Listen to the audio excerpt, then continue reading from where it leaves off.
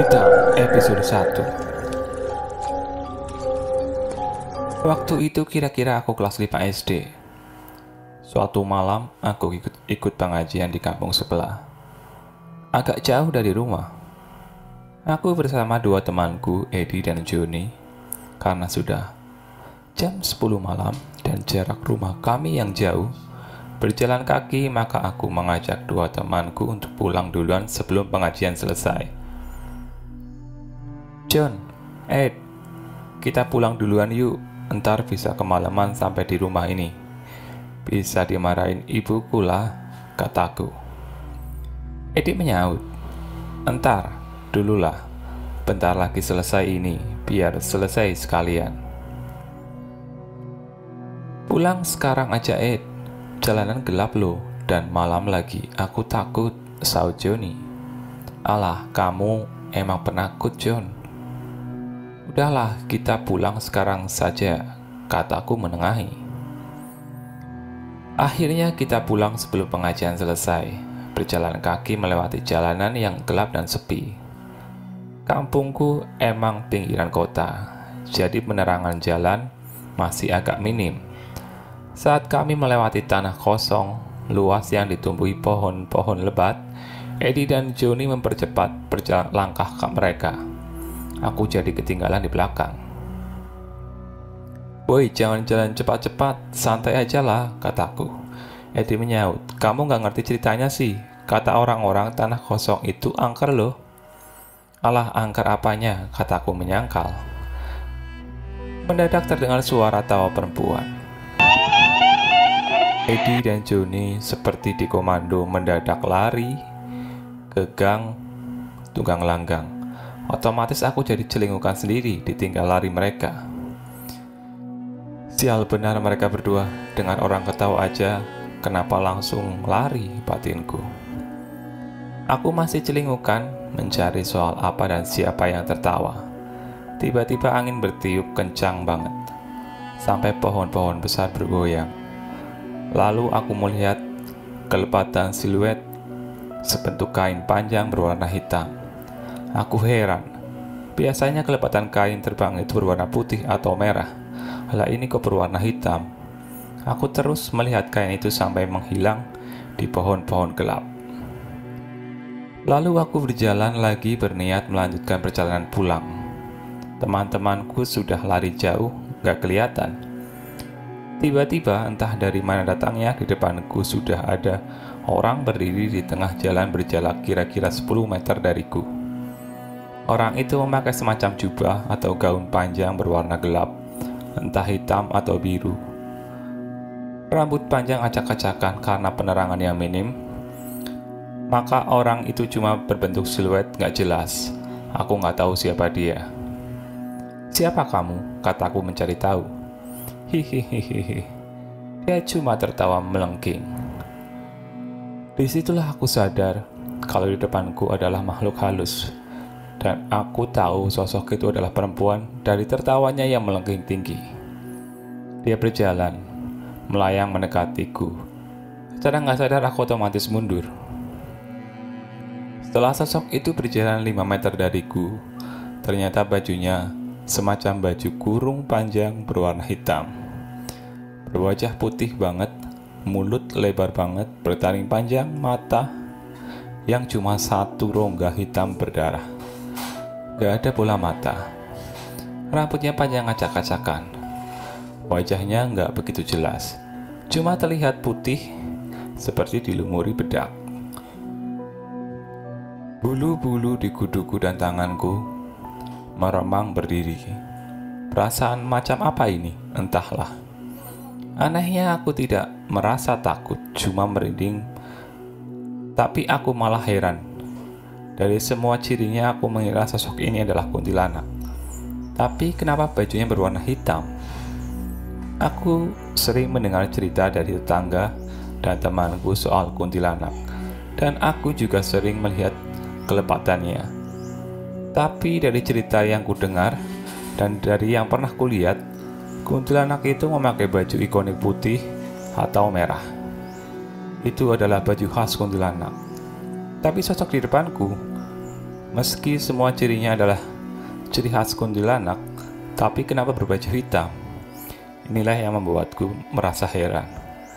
Aku belum pernah melihat sosok kuntilanak berbaju hitam. Dia mendekat lagi ke arahku sampai berjarak 3 meter di depanku. Bulu-bulu di leher belakang dan tanganku semakin meremang. Ada perasaan semacam tertekan, ditekan dari depan, membuat kepalaku jadi pusing. Perasaan seperti daya tolak menolak dari 2 magnet berbeda kutub yang didekatkan. Tapi daya tolak dari sosok itu lebih besar, hingga aku merasa tertekan dan secara nggak sadar aku mundur. Aku merasakan energi dari sosok itu menerpaku. Energi yang berubah-ubah dari rasa panas membakar, kemudian menjadi rasa sejuk dingin menenangkan, hingga membuat tubuhku panas dingin meriang. Aku benar-benar heran, kok ya ada makhluk dari jenis jin bisa berubah aura begini, aura hitam dan putih.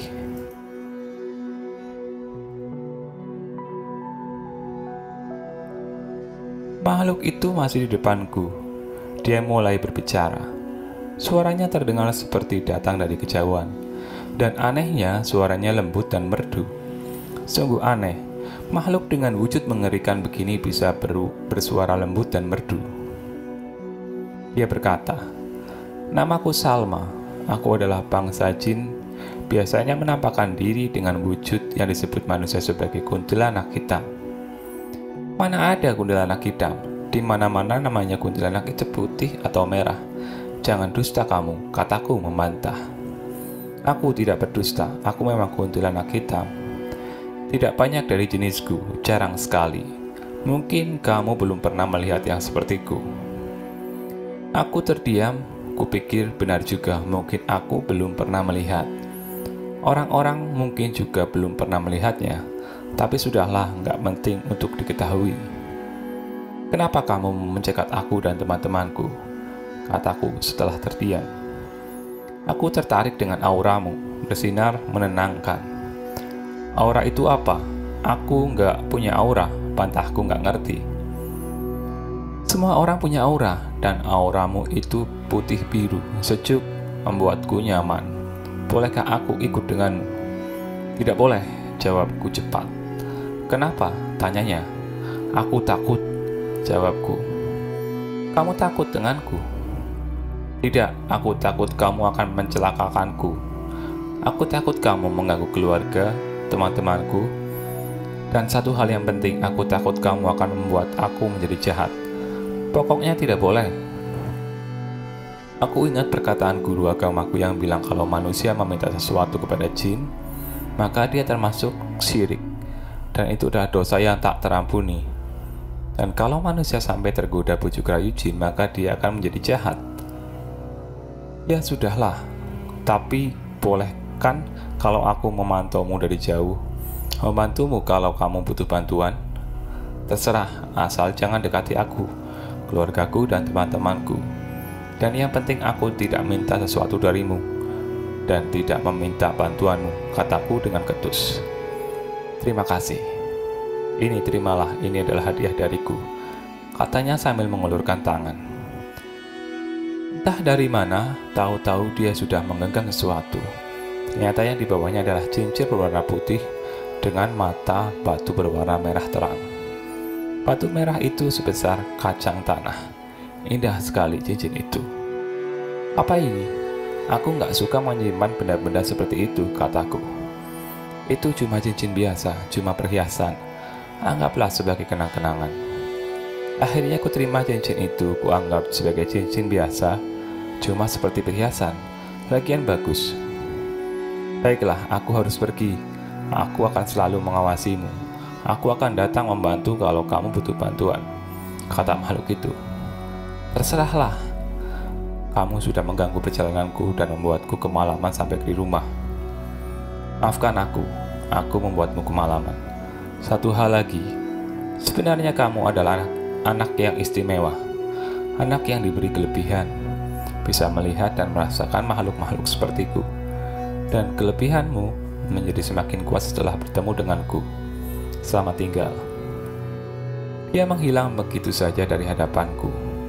Aku masih diam di tempat memikirkan kata-katanya.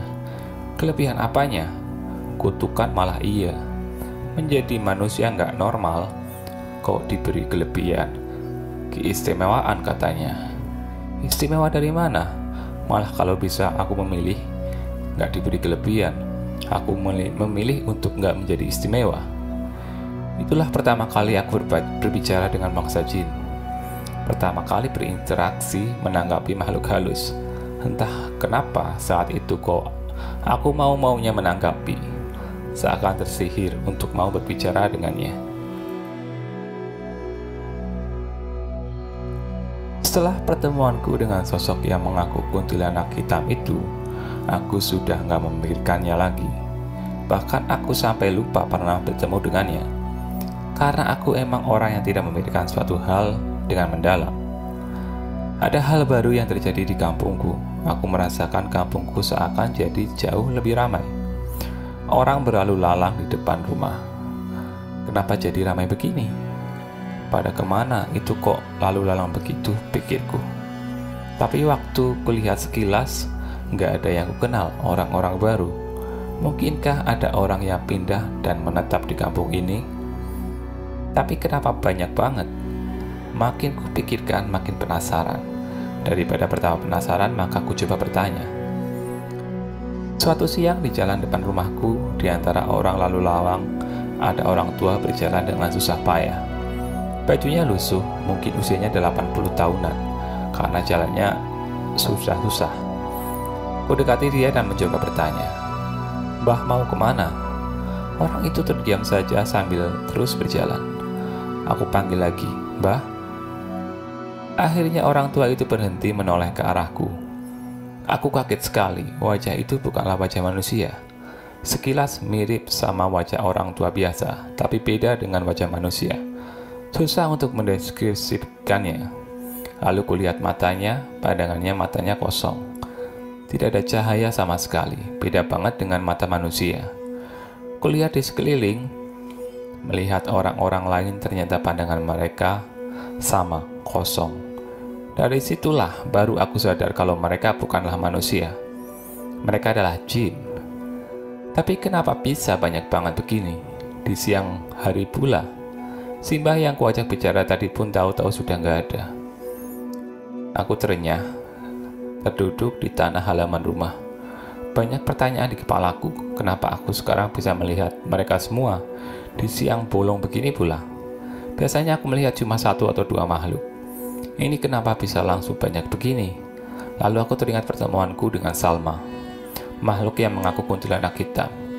Dia bilang, kelebihanku akan semakin kuat setelah aku bertemu dengannya. Disitulah aku sadar, jadi ini yang dia maksud. Aku masuk ke rumah dan duduk di kursi ruang tamu. Seperti ada yang terlewatkan, tapi apa ya?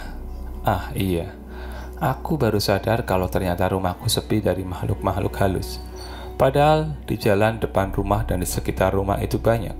Seingatku dari kecil, aku nggak pernah melihat sosok bermakhluk halus dalam rumah. Seperti yang sering kulihat waktu berada di luar rumah, kok di dalam rumah bisa bersih begini? Ah, sudahlah, ngapain bikin hal yang penting, nggak penting seperti ini. Sekarang baru aku tahu kalau makhluk halus itu di siang bolong pun tetap ada. Mereka juga beraktivitas seperti manusia, bekerja, punya rumah, punya istri anak. Aku bingung dengan apa yang kurasa, heran, takjub. Seakan suatu dunia baru, alam lain terbentang di hadapanku. Alamnya terasa sangat asing. Alam lain yang dulunya kulihat samar-samar, sekarang terlihat jelas. Malam harinya, sehabis sholat Isya, aku duduk sendirian di depan rumah. Kulihat jalan di depan rumah sepi, nggak ada makhluk yang lewat.